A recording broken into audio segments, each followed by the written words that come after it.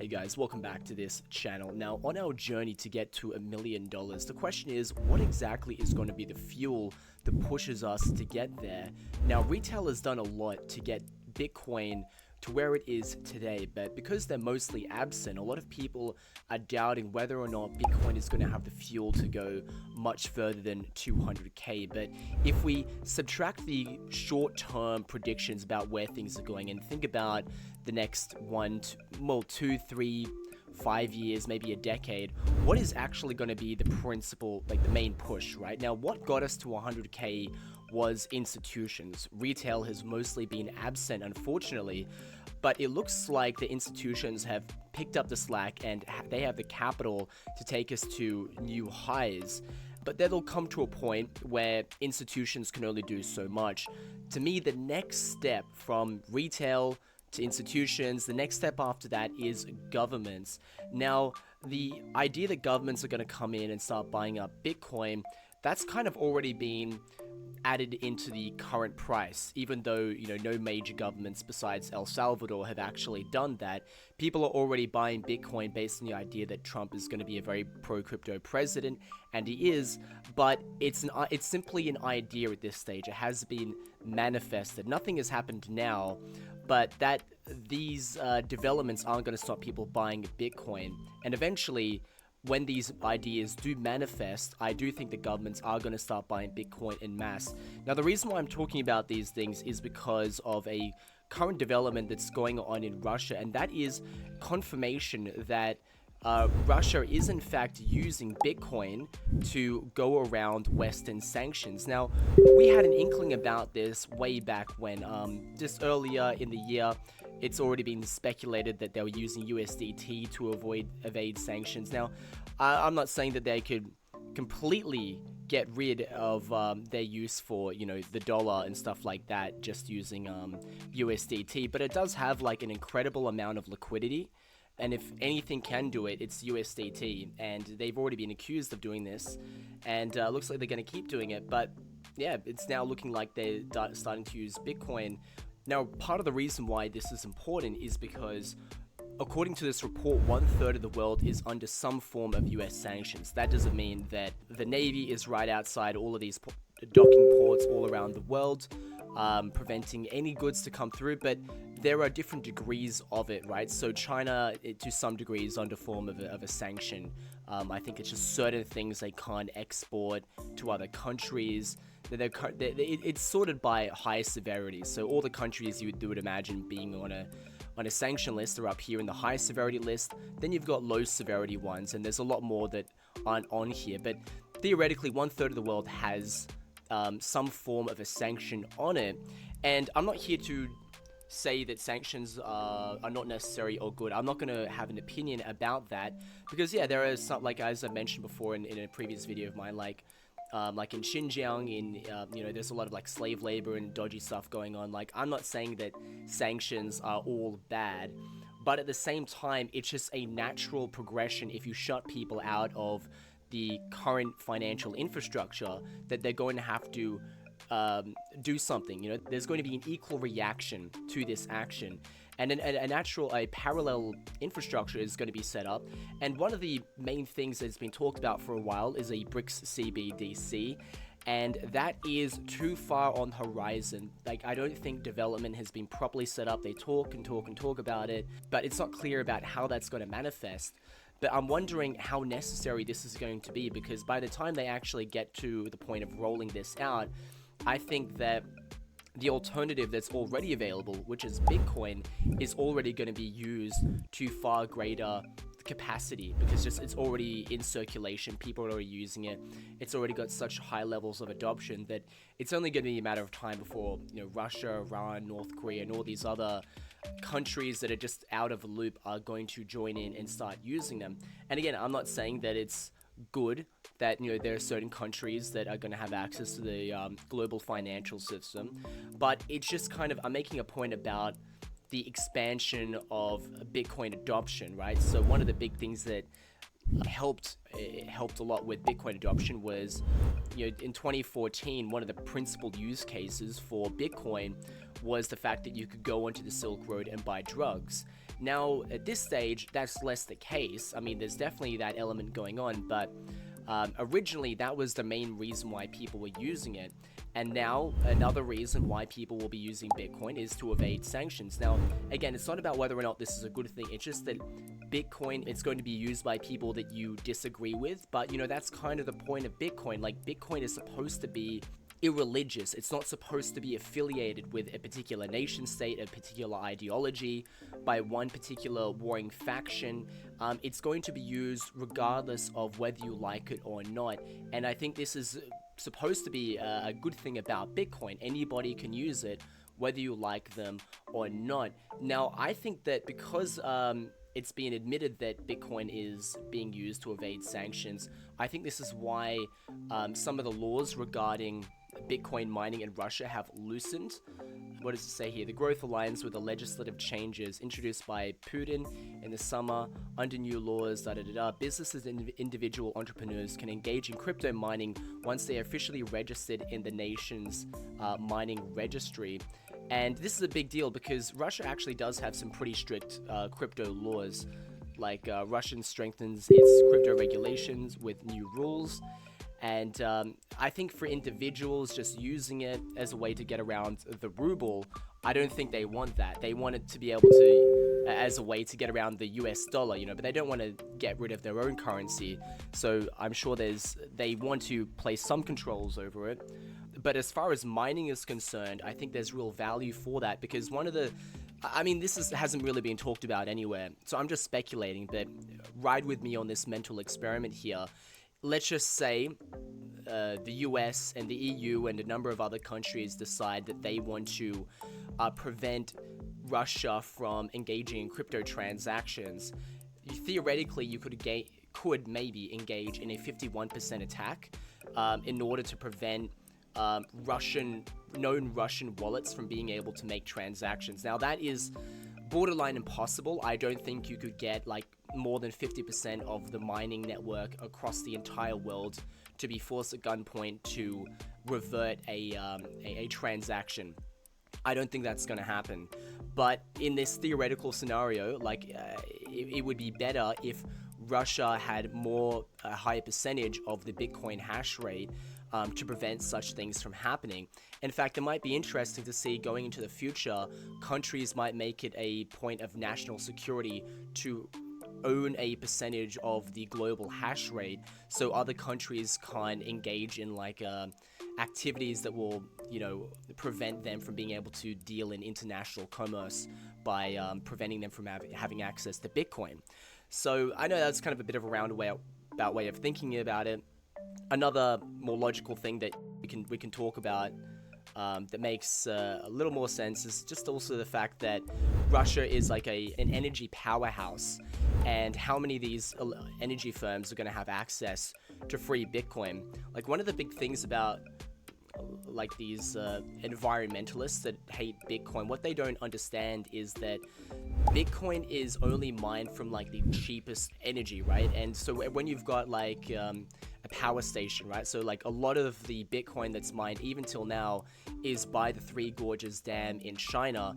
Even though they've banned Bitcoin mining, a lot of people are mining it in secret. So much of the Bitcoin mining hash rate is from China, and it's not located in just random places in the city where other people live. It's located right next to these electricity generators.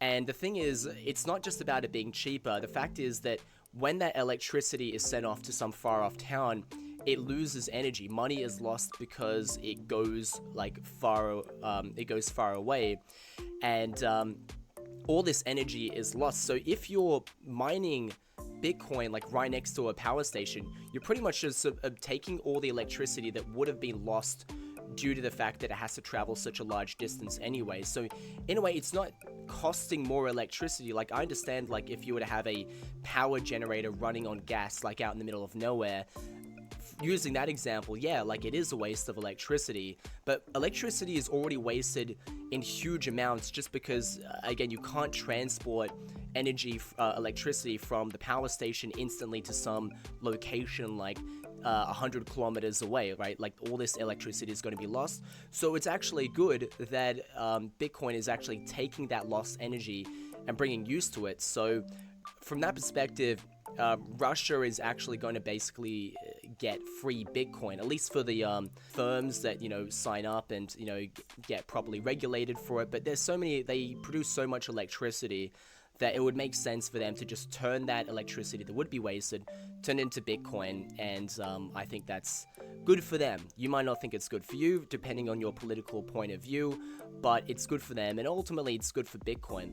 Now, I want to talk about, in this video, in my opinion, there's three ruling blocks. There's three political powers in this world. So one of these political power blocks in the world is the BRICS nations, and those are the societies and civilizations that have made a break from the current financial hegemony that is centered in the West.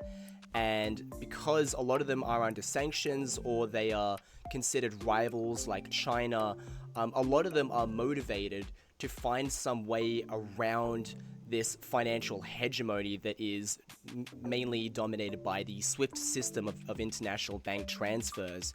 And those countries, if they're ever prevented from the SWIFT system, they're not going to be able to have access to international commerce, which is a huge blow to their country. So many of them who are concerned about sanctions, or who are currently being sanctioned, they're motivated to find some kind of alternative. And regardless of what they thought about Bitcoin before, they're only going to be continually pushed in this direction, right? So that's the BRICS world order.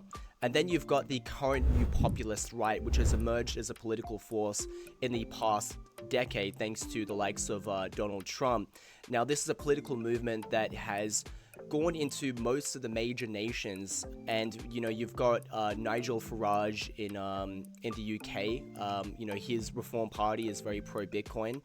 You've got Javier Milei in Argentina, who's very pro-Bitcoin, and a number of the the populist governments or parties that are currently running for election in Europe are actually very pro-Bitcoin, because one of the ideological platforms of the populist movement, it's very libertarian. So there's such an overlap between the Bitcoin orange pill ideology and libertarianism that I think it's just natural that a lot of these populists are gravitating towards the use of Bitcoin. You've also got Justin Trudeau, who just recently resigned. The person that is likely to take over from him, which is, Pierre Poilievre. He's really pro-Bitcoin. I was watching a video of him buying something from a bakery or something like that. It was some Indian store, and it was buying it using Bitcoin Lightning. That's a really big deal. So from that angle, they're going to be very, another political bloc that is very pro-Bitcoin. And the last political bloc that I want to talk about is the current ruling establishment, which is the liberal, leftist kind of regime. I don't know exactly what to call them. It's kind of hard to put every single idea into a box. I would just call them the liberals, right? Which currently are the ruling elite in most countries at this stage, although they're losing power. I think something about them is that they are increasingly driving people towards Bitcoin inadvertently. They certainly aren't pro-Bitcoin, but I want to give the example of the EU, which are very technophobic, they're innovation phobic, and they consistently enact very draconian capital control laws, and they are not in line with the ideological notions of cryptocurrency and the freedom that it brings. And this is going to be made even more so because of the fact that now that Russia has admitted that they're using Bitcoin and USDT to evade sanctions, I think that is only further motivated them to crack down on Bitcoin with these, it's called the MiCA laws. MiCA laws, I don't know exactly what it stands for. One of them is called the travel rule, which essentially, here's what it says. The rule aims to enhance the detection and prevention of money laundering, and terrorist financing in the context of financial transfers and certain crypto assets. So to break it down, how it actually is going to come into effect is, I made other videos about it. You can check it out if you're interested. But essentially, what you're going to do is, if you're on a EU-based like crypto platform, every time you withdraw your Bitcoin from the platform, you have to dox, if you will, the address you're sending it to. So say if you're sending it to yourself, you have to prove that you own this address. You have to go through various KYC procedures, AML procedures. You have to prove that you own this address. So if any time you send funds from this address, there are like the EU or whatever regulatory body, they will know exactly what you've done with that address. So everything is completely transparent. It completely denatures cryptocurrency, because crypto is supposed to be anonymous, right? They want to get rid of that. And if you aren't following along with these rules and doxing yourself or the person you're sending funds to, if you're not doing that, then what are you? According to stuff like this, well, you're a money launderer, because they have implemented these rules to catch money launderers, people that might be money laundering for terrorists, or most likely they want to stop people dealing with Russia. So anyone that skirts around these rules is going to be considered a very bad person, and they're going to be subject to the full force of the law. But these things are so draconian, in my opinion, and this is just my opinion. The other two stuff I'm sure about, but this particular one, in my opinion, I think these draconian laws are only going to push people towards using Bitcoin and decentralized methods. Now, first thing I want to say is that this is not a foolproof method for doxing people, right? Because there's an alternative, right? Anyone that had this rule thrust down their throat, what they can do is they can just completely stop using these EU-regulated centralized exchanges, and they can go to a peer-to-peer cryptocurrency exchange like Local CoinSwap, like HODL HODL, or one of the other ones that I recommend. You can use my referral link in the description down below, and you can buy Bitcoin with no KYC, because you're dealing directly with another person. You're just dealing peer-to-peer, and you're not relying on a third party like an exchange to facilitate the transaction. And it's these exchanges that have become a bottleneck for regulators to basically be able to crack down on.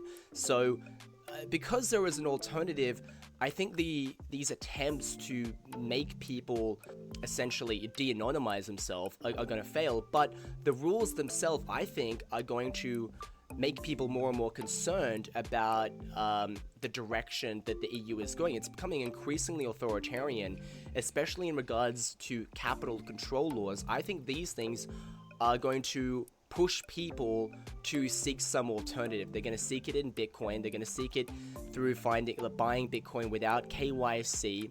And I think, like, if the whole world was pro-Bitcoin, I want to make this point clear. If the whole world is pro-Bitcoin, if all the governments in the world were BRICS nations, whoever, are interested in trying to get around sanctions, or they were run by the pro-populist libertarian right, then, there's a bunch of people that would be complacent. They wouldn't be interested in learning about Bitcoin. But one of the big reasons why people get into Bitcoin in the first place is because a lot of people are concerned about the direction that society is heading. It's becoming increasingly authoritarian, much more draconian in its principles, and they're much more prone to crack down on financial transactions, right? Everybody is a money launderer these days, right? And it's because of this negative push that is what is getting people into Bitcoin in the first. It got me into Bitcoin, right? When I was seeing the direction the world's going. So I think the more that the EU and governments like them push to make crypto harder to attain, and the more that they create these capital control measures, I think the more that people are actually going to be inadvertently pushed into Bitcoin and decentralization. So my overall thesis for this video is you've got these three power blocks, these three major political blocks across the entire world, and all of them are actually going towards Bitcoin directly or indirectly. And that is, I think, overall a good thing. Now, guys, if you like this video, make sure to subscribe. And if you want to check out some of those peer-to-peer cryptocurrency exchanges that I just recommended. You can use my referral link in the description down below. They're a great way to skirt around these travel rules, MiCA rules, whatever they are, these capital control rules in the EU. If you just want to get non-KYC Bitcoin and be left alone, make sure to use HODL, make sure to use local coin swap. And if you want to get involved with peer-to-peer Monero trading, you can use my referral code for BitPapa. And make sure to check that out, and I'll see you in the next video.